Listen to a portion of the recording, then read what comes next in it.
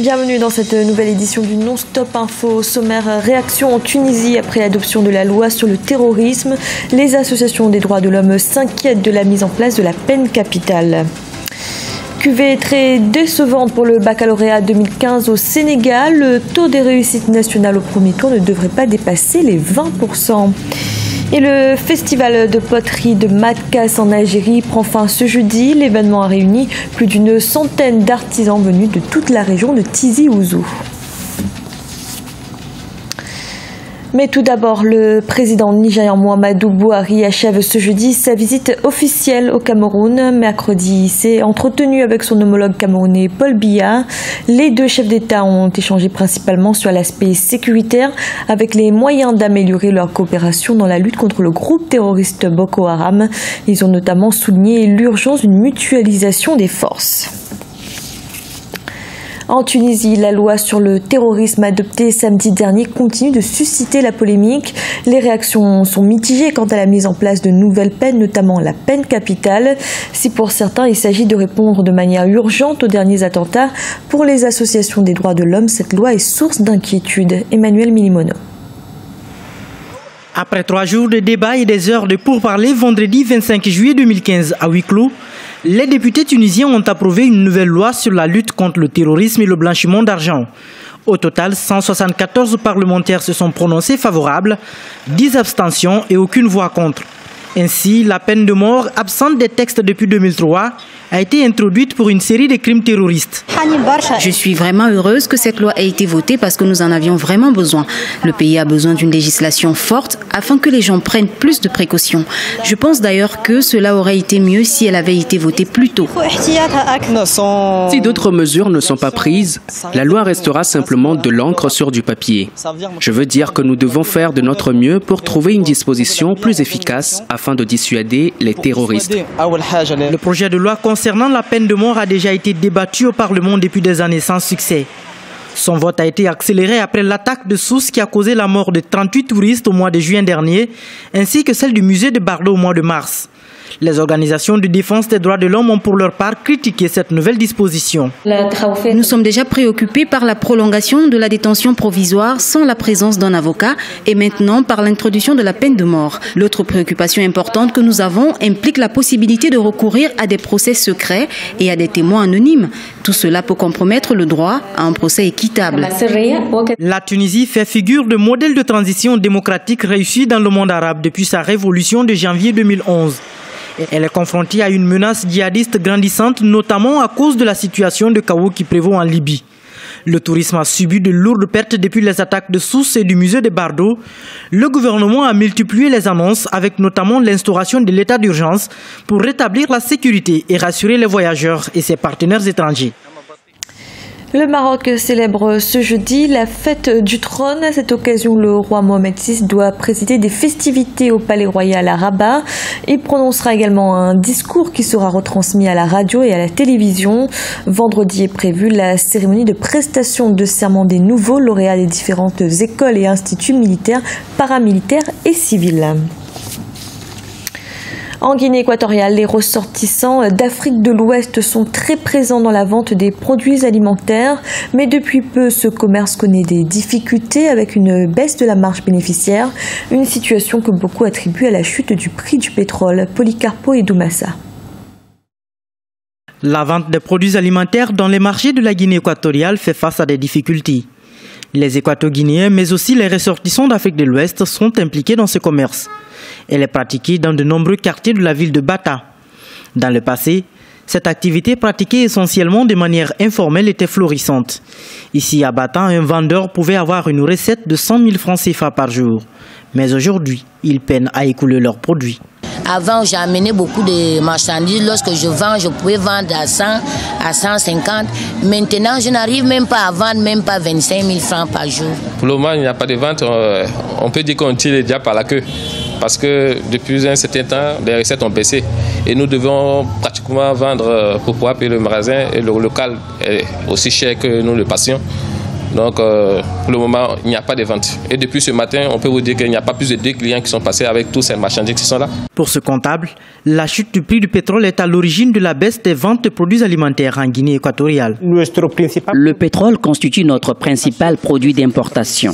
S'il y a la chute du prix des pétroles sur le marché mondial, je crois que cela doit forcément affecter tous les secteurs de notre économie. Et pour dynamiser l'économie, nous devons promouvoir l'agriculture et le tourisme pour éviter trop de dépendance des revenus pétroliers.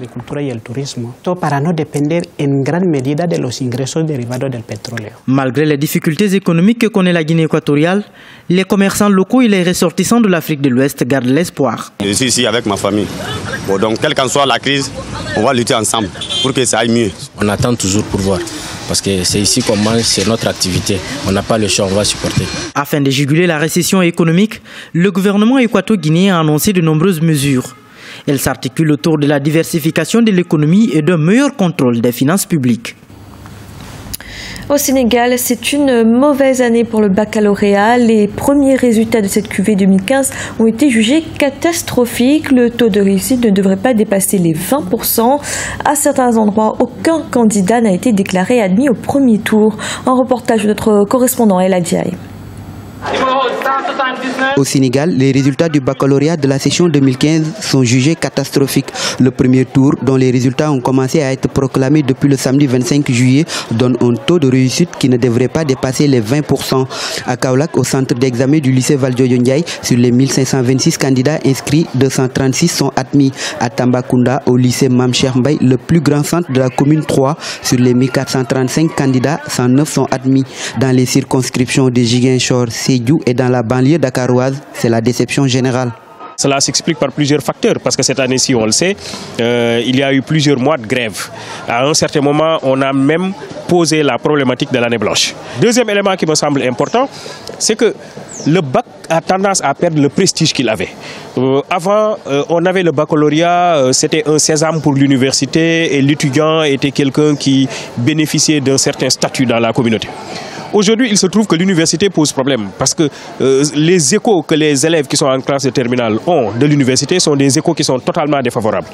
Un autre élément qui me semble important aussi qui explique cette affaire, c'est que beaucoup d'élèves aujourd'hui sont emportés par d'autres activités. Vous avez la lutte qui se développe de plus en plus chez nous. Vous avez finalement on parle même de LMD, lutte musique danse. Depuis le début des années 2000, le système éducatif sénégalais fait face à des crises à répétition. Une situation qui a de sérieux revers sur la qualité de l'enseignement. Cela devrait donc tout simplement nous conduire encore une fois à faire appel à nos amis donc enseignants pour dire que l'école est une donnée nationale que tout le monde doit préserver.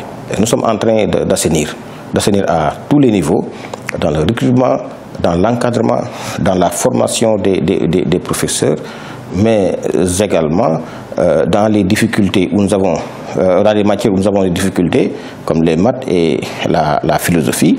Malgré les nombreuses réformes entreprises ça et là, la situation de l'école sénégalaise ne s'est pas améliorée.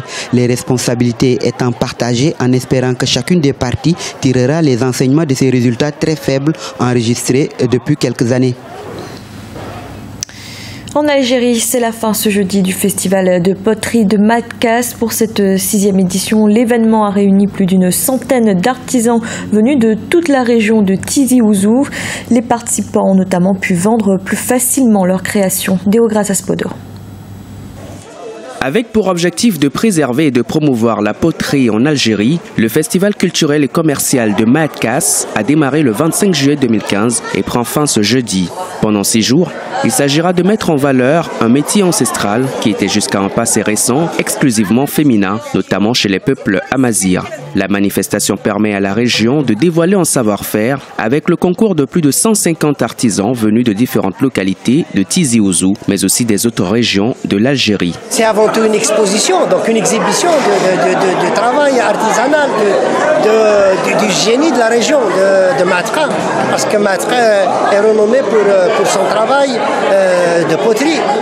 Donc chaque année, on organise un festival. Avant, c'était une fête de la poterie que nous subventionnons en tant qu'Assemblée populaire de Wilaya. Maintenant, c'est un festival qui fait se rencontrer les artisans de toutes les régions, d'abord de Kabylie, mais aussi d'Algérie, qui se regroupent, qui, chacun de son côté, montre son savoir-faire. Au menu de cette 6e édition, des communications de chercheurs et d'universitaires, une exposition ou encore des ateliers de poterie et de calligraphie. Par ailleurs, ici, les artisans pourront mieux vendre leurs œuvres, mais également transmettre leur savoir-faire aux plus curieux. J'ai appris ce métier dans mon enfance lorsque j'avais l'âge de ces garçons et j'ai presque 70 ans aujourd'hui, mais je pratique toujours et j'enseigne ce métier à ces enfants afin de le maintenir en vie parce que nous l'avons hérité de nos grands-parents et nous en sommes heureux.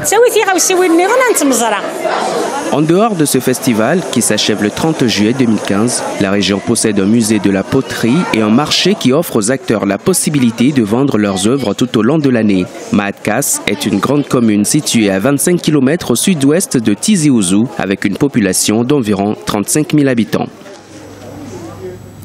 C'était le journal de la rédaction. Merci de l'avoir suivi. Retrouvez dans un instant une nouvelle édition de l'information.